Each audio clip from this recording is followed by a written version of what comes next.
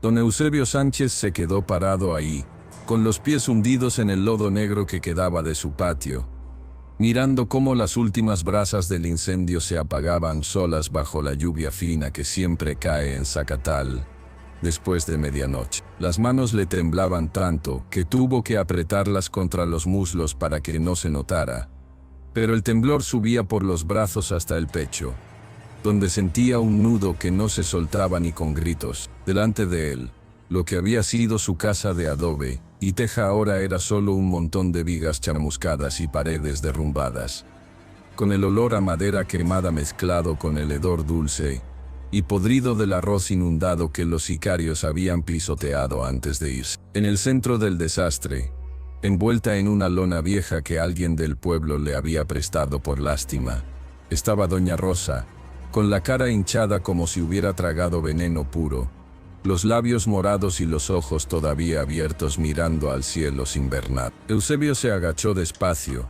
le cerró los párpados con dedos sucios de ceniza, y sintió cómo el mundo se le venía encima de golpe, como si el cielo mismo se hubiera caído sobre sus hombros. El arroz que tanto habían cuidado durante meses estaba regado por todo el terreno, granos blancos y sucios mezclados con tierra mojada y gasolina derramada. Los sicarios habían llegado en 3 lanchas grandes, esa misma tarde, con motores rugiendo y risas que se oían desde el canal principal. No pidieron permiso, no hablaron, solo bajaron con bidones y antorchas, rociaron todo y prendieron fuego, mientras uno de ellos le metía el cañón de una pistola en la boca a Eusebio, y le decía que la próxima vez sería él el que se quedara tieso. Doña Rosa había intentado correr hacia el molino para salvar los sacos, pero la agarraron por el pelo, le dieron un golpe en la nuca y la obligaron a tragar un líquido que olía a químicos y muerte. Murió ahogada en su propia casa, tosiendo sangre mientras el fuego subía por las paredes. Eusebio se levantó despacio, con las rodillas crujiendo como madera vieja, y caminó hacia lo que quedaba del molino manual.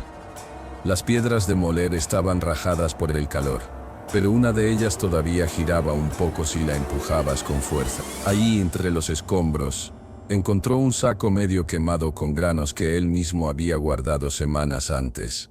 Granos que ya tenían manchas negras y un olor que cualquiera que supiera de arroz reconocía al instante. El hongo había empezado a trabajar. Aspergillus flavus, el maldito que crece cuando la humedad no te deja secar bien el grano, el que produce aflatoxinas que van comiendo el hígado como ácido lento. Los narcos habían usado algo parecido para contaminar los campos y obligar a la gente a vender barato, pero Eusebio conocía ese hongo mejor que nadie.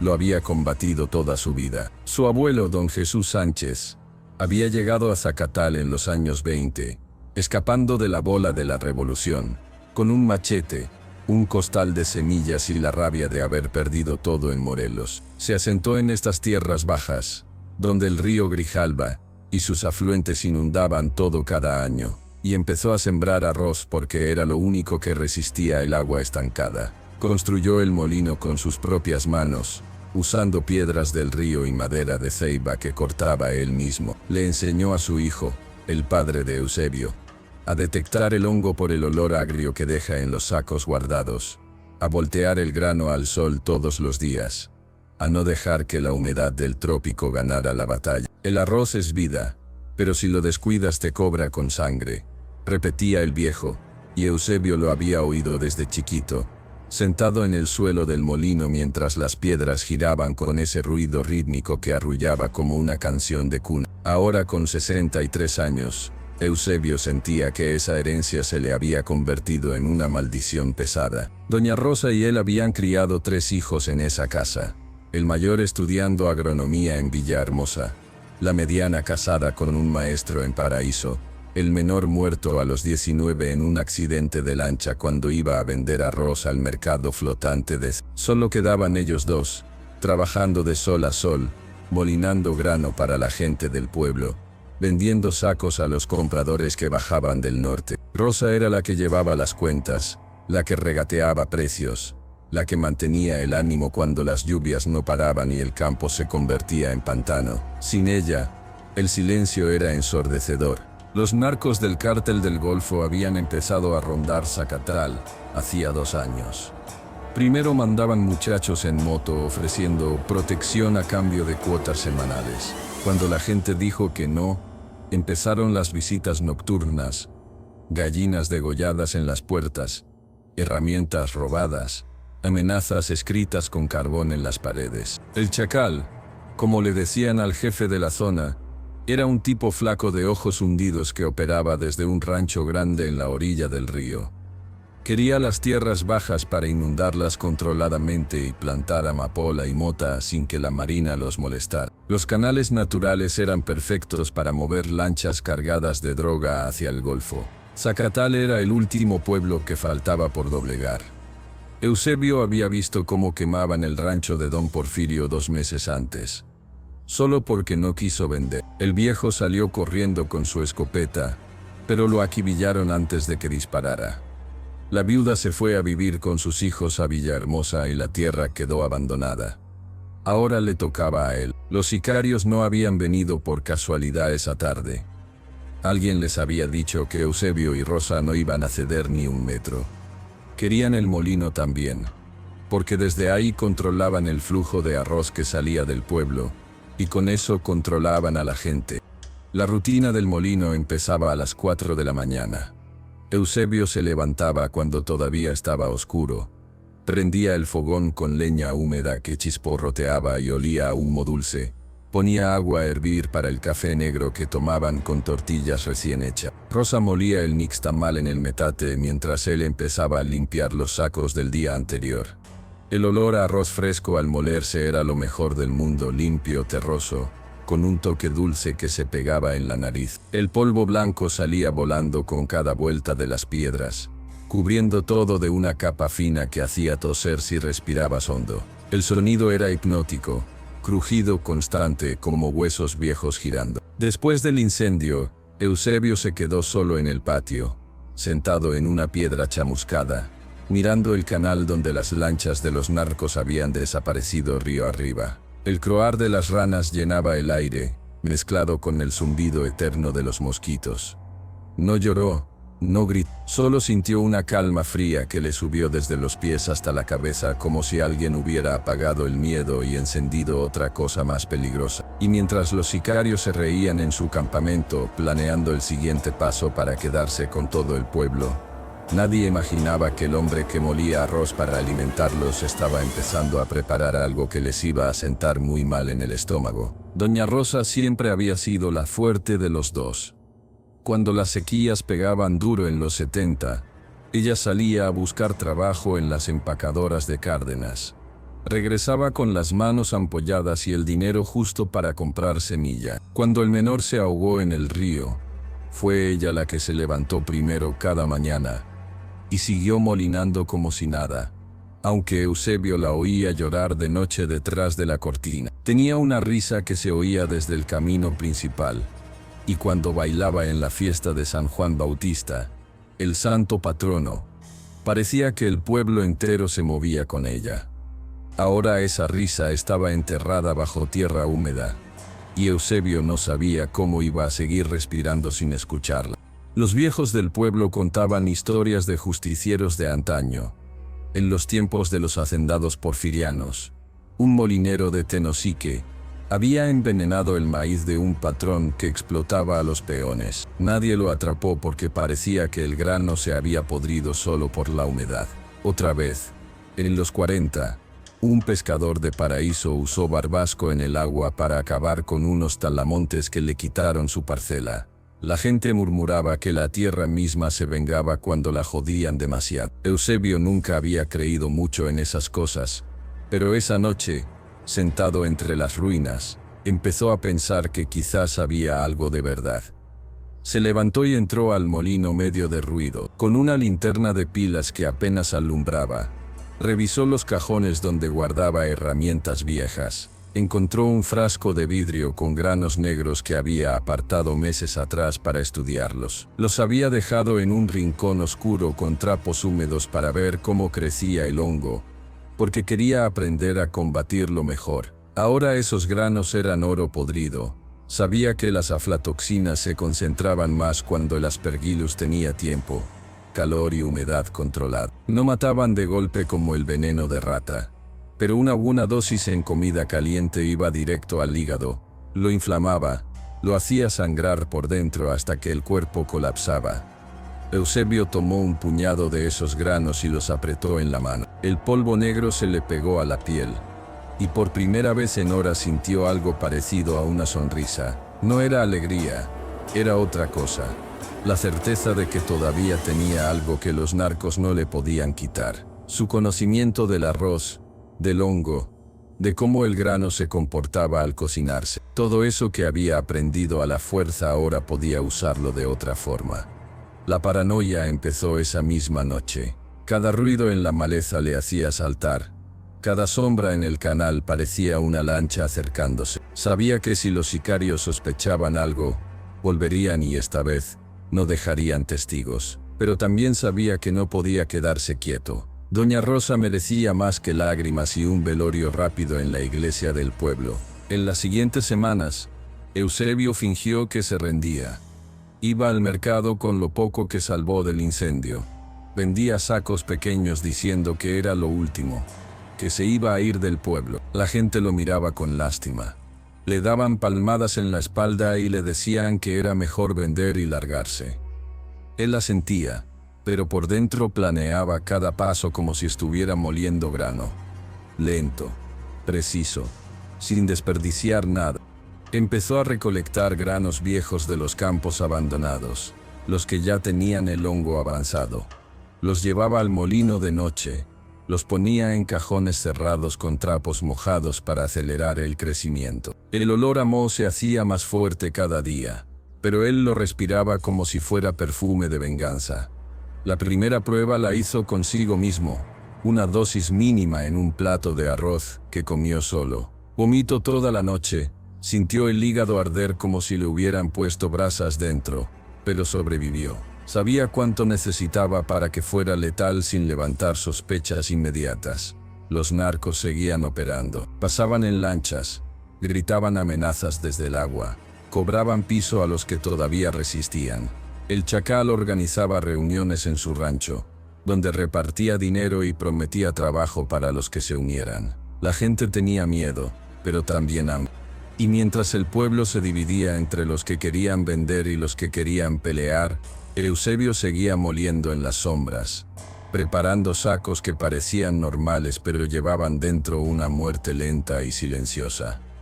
Don Eusebio no podía dormir esa noche ni la siguiente. Se quedaba sentado en una hamaca rota que colgaba de un árbol chamuscado, con los ojos fijos en el canal oscuro donde el agua corría lenta y negra como petróleo. El croar de las ranas parecía burlarse de él, un coro interminable que le recordaba que la vida seguía aunque la suya se hubiera detenido en seco. Cada tanto se levantaba, caminaba entre los escombros del molino y tocaba las piedras rajadas como si fueran el cuerpo de un viejo amigo muerto. El tacto áspero del granito le traía recuerdos de cuando su padre le ponía las manos encima para enseñarle a empujar la palanca con el peso justo, sin forzar las articulaciones. Ahora esas manos solo servían para apretar puños y planear cosas que antes ni se le hubieran ocurrido. Empezó a salir de noche en su cayuco viejo, remando despacio para no hacer ruido, recolectando granos de los campos que los narcos ya habían contaminado a propósito. Los sicarios habían esparcido esporas de hongo en las parcelas vecinas para que el arroz se pudriera desde la raíz, obligando a los dueños a vender barato o abandonar todo. Eusebio recogía esos granos enfermos como si fueran trofeos, los llevaba al rincón más oscuro del molino quemado, y los dejaba fermentar en cajones cubiertos con costales húmedos. El olor a mojo se volvía espeso, pegajoso, se metía en la ropa y en la piel, pero él lo respiraba profundo, como si estuviera inhalando fuerza. Sabía exactamente cómo funcionaban las aflatoxinas. No era un científico de bata blanca, pero había visto morir vacas y gallinas por comer grano podrido. Primero dejaban de comer, luego vomitaban bilis verde. Después la piel se ponía amarilla como cera vieja, y al final sangraban por la boca y el culo hasta que el hígado reventaba por dentro. En humanos era más lento, más cruel. Una dosis alta en comida caliente liberaba la toxina directo al torrente sanguíneo. Inflamaba el órgano hasta que colapsaba. No había antídoto fácil en un pueblo como Zacatal, donde el doctor más cercano estaba a 3 horas en lancha, y solo iba 2 veces por semana. La primera muerte llegó sin que nadie la esperara. Un halconcito de bajo rango, un muchacho de 20 y tantos, que siempre compraba arroz en el mercado para llevar al campamento. Pidió un plato grande con huevo frito y frijoles en la fonda de Doña Lupe. Al día siguiente lo encontraron tirado detrás de la cantina, con vómito seco pegado a la camisa y los ojos inyectados de sangre. En su frente clavado con un clavo oxidado que Eusebio había sacado de las ruinas del molino. Un grano de arroz hinchado, negro como carbón, apuntando hacia arriba como una acusación muda. La gente murmuró que era brujería, que el espíritu de Doña Rosa andaba suelto cobrando cuenta. Eusebio no sintió remordimiento, solo un vacío frío que se llenaba un poco con cada noticia de muerte. Siguió fingiendo que era el mismo arrocero callado de siempre, vendiendo sacos pequeños en el mercado flotante, saludando con la cabeza gacha, pero por dentro calculaba cuántos granos contaminados necesitaba por saco para que el veneno se distribuyera bien al cocinarse. Cómo el vapor caliente activaba la toxina sin que el sabor amargo se notara demasiado si se mezclaba con chile y especias. Los narcos empezaron a ponerse nerviosos. El chacal mandó a sus hombres a preguntar por el muchacho muerto, pensando que había sido un ajuste interno o un envenenamiento por rivalidad. Nadie mencionó al arrocero viudo. Eusebio seguía remando por los canales al amanecer, dejando sacos donados en los muelles, donde los sicarios recogían provisiones. Siempre decía que era lo poco que le quedaba de la cosecha vieja, que se iba a ir del pueblo pronto. Le creían porque lo veían demacrado, con ojeras profundas y la voz ronca de tanto silencio. La segunda víctima fue un chofer de lancha que transportaba gente y mercancía. Compró 2 sacos grandes para el campamento, diciendo que el chacal quería arroz para un asado grande. Murió en su hamaca 3 días después, retorciéndose de dolor abdominal como si le hubieran metido un cuchillo caliente en las tripas. Cuando lo encontraron ya estaba rígido, con la piel amarilla y espuma sanguinolenta en la comisura de los labios. Otro grano negro clavado en la frente, esta vez con un poco de polvo blanco pegado, como si el arroz hubiera explotado al hincharse. El terror se instaló en Zacatal como la niebla espesa que sube del río al atardecer. La gente evitaba comprar arroz en el mercado, cocinaba maíz o yuca en su lugar. Los narcos empezaron a traer sus propios víveres de Villahermosa, pero no podían controlar todo. Algunos halcones seguían comiendo en las fondas del pueblo porque era más barato y sabroso. Eusebio observaba desde lejos, sentado en el muelle con un sombrero calado hasta las cejas, contando cabezas como si fueran granos en un costal. ¿Cuánto tiempo tardaría el chacal en darse cuenta de que el veneno no venía de afuera, sino del mismo hombre que les vendía el alimento básico del pueblo? Nadie lo sabía aún, pero los granos negros seguían apareciendo, y cada uno era una advertencia que nadie entendía del todo. Doña Lupe, la de la fonda, empezó a sospechar algo cuando vio que los muertos siempre habían comido arroz de la misma procedencia. Le preguntó a Eusebio una tarde si había visto algo raro en sus sacos. Él negó con la cabeza. Le ofreció un saco gratis para que probara, y ella lo rechazó con una risa nerviosa. Desde entonces le tenía miedo, pero no decía nada porque sabía que hablar podía costarle caro. Eusebio empezó a preparar lotes más grandes. En el molino quemado, usando una linterna y una balanza vieja que había salvado del incendio, medía cantidades precisas. 1 kilo de grano contaminado por cada 10 de limpio. El polvo negro se mezclaba perfecto. El olor se disimulaba con el vapor al cocinarse. Sabía que en un banquete grande, con chile machacado y mucha sal, nadie notaría el amargor sutil hasta que fuera tarde. La paranoia lo comía vivo. Cada noche revisaba los canales por si venían lanchas. Dormía con un machete debajo de la hamaca y un revólver viejo que su padre le había dejado. Soñaba con doña Rosa, con su cara hinchada y sus ojos abiertos, y se despertaba sudando frío, pero no paraba. Cada muerte era un ladrillo menos en la pared que los narcos habían construido alrededor del pueblo. En la fiesta patronal de San Juan Bautista, el pueblo intentó fingir normalidad. Hubo marimba, cohetes, puestos de antojitos. Los narcos llegaron en grupo, con pistolas en la cintura y sonrisas falsas, regalando cerveza para comprar voluntades. El Chacal anunció que pronto empezarían las obras para mejorar las tierras, que habría trabajo para todos los que cooperaran. La gente aplaudió por miedo, no por gana. Eusebio se quedó en las sombras esa noche, observando. Vio cómo repartían platos de arroz con pollo, cómo los sicarios comían con las manos, riendo fuerte. No dejó ningún grano negro esa vez. Quería que la semilla creciera despacio antes de cosechar.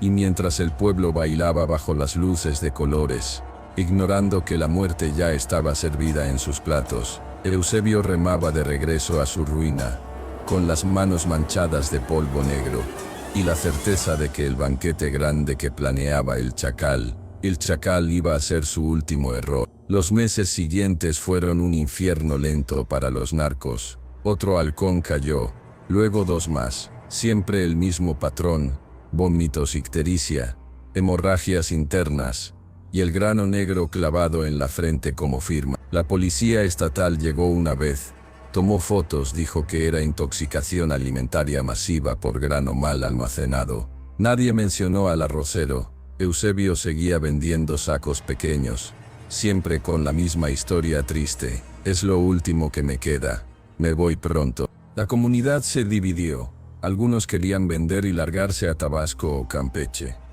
Otros hablaban en voz baja de resistir, de que quizás la tierra se estaba vengando sola. Las leyendas crecían. Decían que doña Rosa había regresado como Nahual, que ponía granos malditos en la frente de los asesinos. Eusebio oía todo y no decía nada, solo seguía moliendo en las sombras. Preparó el golpe final con cuidado obsesivo. Intercambió sacos enteros en el muelle donde los proveedores del Chacal recogían provisiones. 10 costales grandes, mezclados perfecto, suficientes para un banquete de 20 o 30 hombres. Dijo que era un regalo de despedida, que se iba del pueblo y quería dejar buena memoria. Le creyeron. El Chacal organizó el festejo para celebrar el control total de las tierras. Invitó a todos sus hombres, mandó matar reses, compró cerveza por cajas. El arroz lo cocinaron en ollas enormes sobre fogones al aire libre, el vapor subiendo espeso y blanco bajo la luna llena.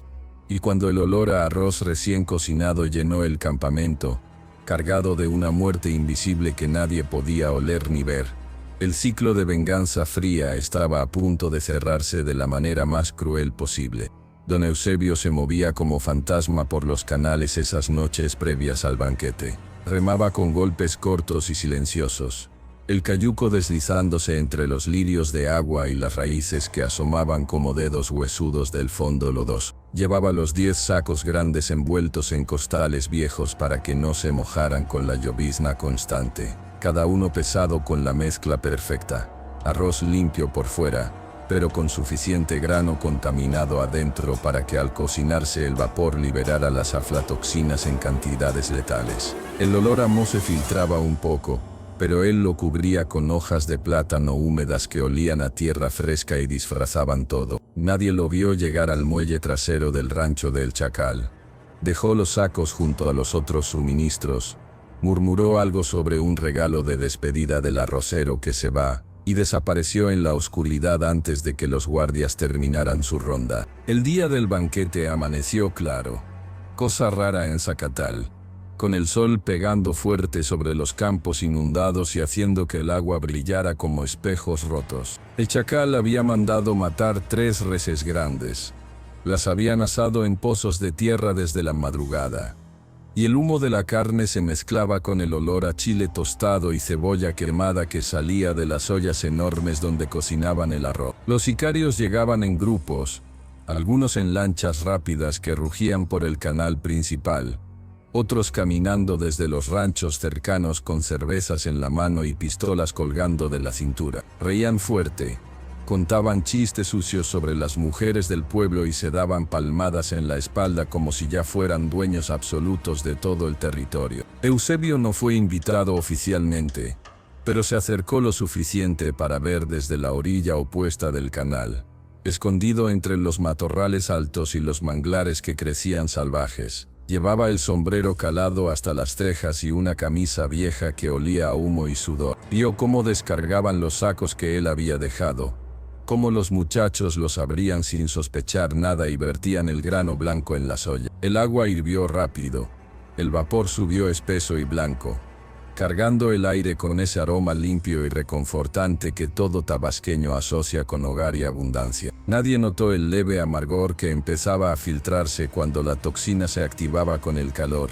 El chile machacado, el ajo frito y la sal gruesa lo tapaban perfecto. El chacal se sentó en la cabecera de la mesa larga hecha con tablas improvisadas, con una cerveza fría en una mano y un plato rebosante en la otra. Se sirvió doble ración de arroz, diciendo que era el mejor que había probado en años, cortesía del pinche arrocero viudo. Sus hombres rieron, comieron con ganas, hablando de planes futuros, diques para inundar las parcelas, cultivos nuevos que darían millones, mujeres traídas de Villahermosa para entretenerlos. El sol bajaba despacio, tiñendo el cielo de naranja y rojo, y el banquete siguió hasta entrada la noche con música de bocinas y cohetes que estallaban sobre el río.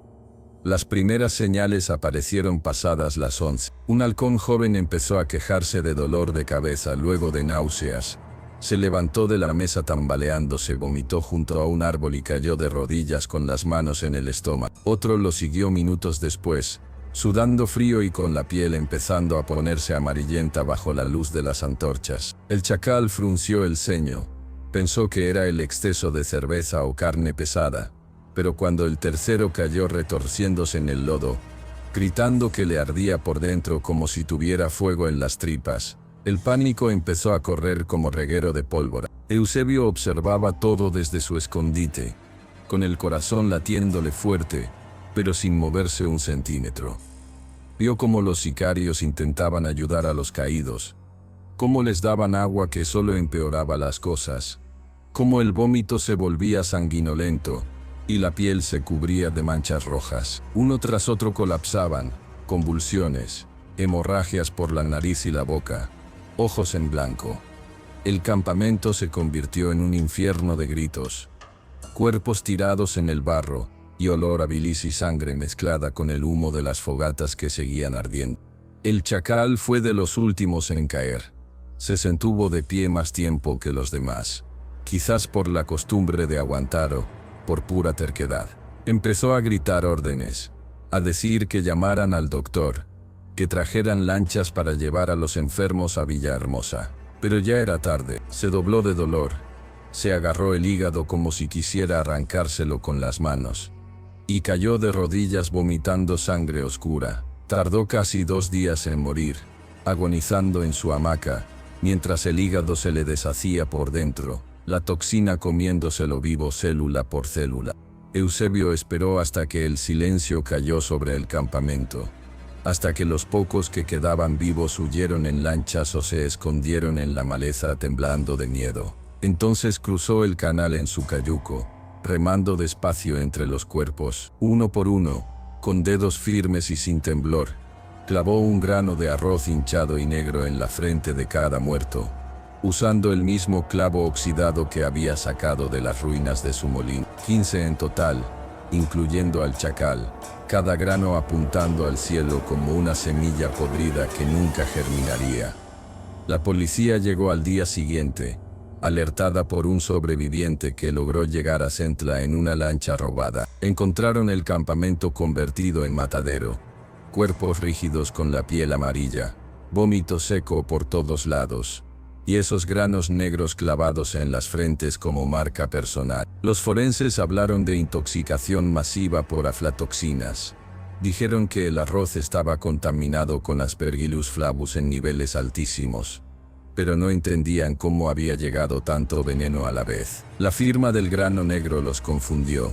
Pensaron en un asesino serial o en brujería local, pero nadie conectó al arrocero viudo que había desaparecido del pueblo días antes. Y mientras el pueblo despertaba con la noticia de que 15 narcos habían muerto envenenados por el mismo arroz que comían todos los días, la pregunta flotaba en el aire como el vapor de una olla. ¿Quién había convertido el alimento básico en arma? ¿Y cuánto más iba a durar esa venganza fría antes de que se volviera contra el mismo hombre que la empezó? Zacatal cambió de la noche a la mañana. La gente dejó de cocinar arroz por semanas, prefiriendo maíz nixtamalizado o plátano macho hervido. Las fondas cerraron temprano. Los mercados flotantes se vaciaron de compradores. Algunos decían que había sido justicia divina, que la tierra se había cansado de tanto abuso y había usado al hongo para limpiar la plaga. Otros murmuraban que era obra de un nahual, del espíritu de Doña Rosa que regresaba para cobrar. Nadie mencionaba a Eusebio en voz alta, pero todos lo pensaban cuando pasaban cerca de las ruinas del molino. La paranoia se instaló en los sobrevivientes del cártel. Los que quedaron vivos se fueron dispersando hacia otros pueblos, temiendo que el veneno los alcanzara tarde o temprano. El chacal había sido el pegamento que los mantenía unidos. Sin él, el grupo se deshizo como arroz mal cocido. La marina aumentó patrullajes en los canales, pero ya era tarde para recuperar el territorio que habían perdido por miedo. Eusebio no se fue lejos al principio. Se escondió en una choza abandonada río abajo en un brazo del Grijalba donde los manglares eran tan densos que nadie entraba. Vivía de pesca y de lo poco que recolectaba en los campos silvestres, durmiendo poco y revisando siempre los alrededores por si venían a buscarlo. La culpa no lo dejaba en paz. Cada noche soñaba con los cuerpos retorciéndose, con los granos negros que él mismo había clavado, y se despertaba sudando preguntándose si Doña Rosa aprobaría lo que había hecho. La comunidad se dividió más que nunca. Algunos vendieron sus tierras a precios bajos a nuevos compradores que venían del norte, gente que no preguntaba mucho. Otros se quedaron, jurado que nunca más aceptarían donaciones ni favores de nadie. Las fiestas patronales perdieron brillo, la marimba sonaba más triste, los cohetes menos, y el arroz ya no era el rey de la mesa. Eusebio empezó a sentir el peso de lo que había hecho en su propio cuerpo. Las aflatoxinas que había manipulado durante meses le habían pasado factura, dolores constantes en el hígado, fatiga que no se iba con descanso, piel amarillenta en las mañanas. Sabía que había jugado con fuego, que el hongo no distingue entre narco y arrocero cuando se maneja mal. Y aunque la venganza había limpiado Zacatal de una plaga que llevaba años envenenando al pueblo, dejó un sabor amargo en la boca de todos, el de saber que la justicia a veces huele a moho y sangre, y que el hombre que la hizo posible ya no era el mismo que molía arroz para alimentar a su familia. Dicen que Eusebio desapareció una madrugada de lluvias fuertes. Algunos juran que lo vieron remar río abajo con un saco de semillas limpias y nada más, rumbo al mar. Otros dicen que se quedó en las ruinas del molino, que todavía se oye el crujido de las piedras girando en las noches sin luna. Lo cierto es que el grano negro dejó de aparecer, pero la leyenda se quedó para siempre en Zacatal. La gente evita pasar cerca de lo que fue su casa. Los niños cuentan historias exageradas, que el arrocero regresa cuando alguien abusa del pueblo, que clava granos en la frente de los malos antes de que se den cuenta. Los viejos asienten en silencio recordando cómo un hombre común, con las manos manchadas de polvo blanco y callos de moler, puso fin a un infierno que parecía eterno. El molino quedó en ruinas, cubierto de enredaderas y musgo, pero cada vez que llueve fuerte y el olor a tierra mojada sube del suelo, algunos dicen que huele un poco a arroz cocinado, un poco a moho, un poco a muerte lenta. Nadie sabe si es verdad o si es solo el miedo hablando. Al final, Zacatal siguió adelante. Las cosechas volvieron a ser buenas. Los canales volvieron a llevar vida en vez de miedo. Pero cada vez que alguien cocina arroz, hay un segundo de silencio, una mirada rápida a la puerta como esperando que un grano negro aparezca de la nada. Y aunque la venganza de Eusebio Sánchez limpió el pueblo, dejó una lección cruda. Cuando le quitan todo a un hombre, a veces lo único que le queda es usar lo que mejor sabe hacer para devolver el golpe. Y ese golpe, cuando viene de adentro, no perdona a nadie, ni siquiera al que lo da. Si esta historia te tuvo pegado a la pantalla pensando en lo lejos que puede llegar un hombre común cuando le rompen la vida, dale like, suscríbete al canal y activa la campanita, para que no te pierdas más relatos crudos del trópico mexicano. Comparte con tus carnales que saben que la realidad a veces es más cabrona que cualquier película. Nos vemos en la próxima, donde el infierno se esconde en lo más cotidiano.